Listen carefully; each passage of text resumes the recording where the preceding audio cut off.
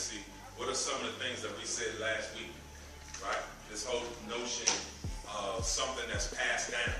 Some of you guys who really want it, allow everybody else to rob you of that. And here I was going to come and talk a little bit about this guy by the name of Dr. Percy Julian, who was born in 1899 down in Alabama. Deep South, segregation, civil rights, right? Great-grandparents, grandparents, slaves, who grew up in an era where you couldn't even sit in this classroom, who in fact had to drop out 8th grade. He finished at the 8th grade, right? Many of you 8th grade. He could not go to high school simply because he was black.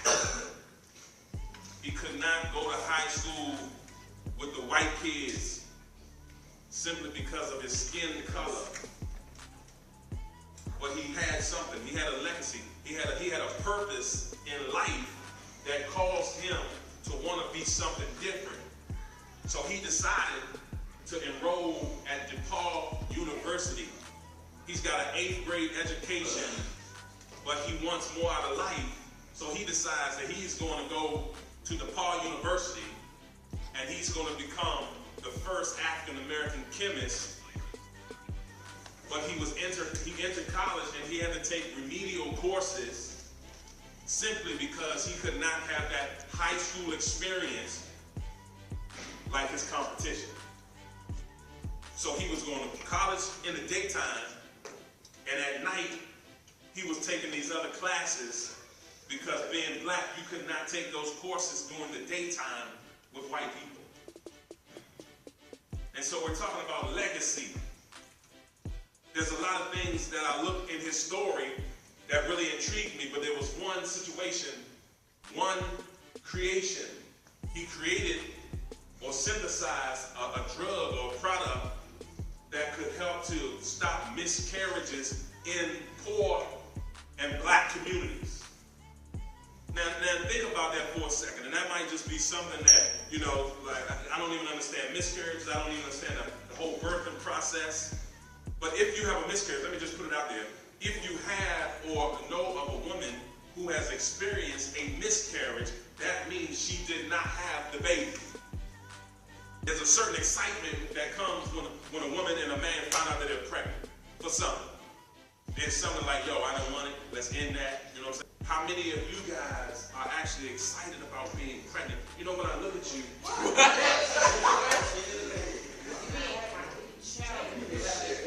I'm talking about maturing to the point where you experience something that's called a purpose and a destiny. There's something in it that you see. Michael Jordan, when he was cut from his basketball team, he probably did cry, but he went home and for some reason he became one of the greatest who ever played the game. Simply because he didn't allow just one shut door or a situation or a circumstance to stop him from being who he believed he could be. And so I'm watching I'm watching 32 young men, and maybe 10 out of the 32, all pregnant now, all 32 have something inside of them that the world needs to see. You know what's crazy? We haven't gotten a cure for AIDS, so as we know it. And so they're constantly doing research, constantly raising money and trying to find a cure for this and a cure for cancer and all that. You know what I think sometimes? That the cure to some of those issues could be right in the room. Just like Dr. Percy Julian, right? And go Google him if you like. Just like him, felt like there was something in his life. There was something that's in his bloodline. When I think about legacy, I think about bloodline. My bloodline. And I shared with you guys the other day that this was my father's legacy. These were the types of things that was in the bloodline. See, my grandfather was on this too. And again, I'm not talking bad about people who drink and all that kind of stuff. I'm talking about when you indulge in these things and they stop you from your progress. Anything, it could be drugs, it could be alcohol, liquor, sex, or whatever it is.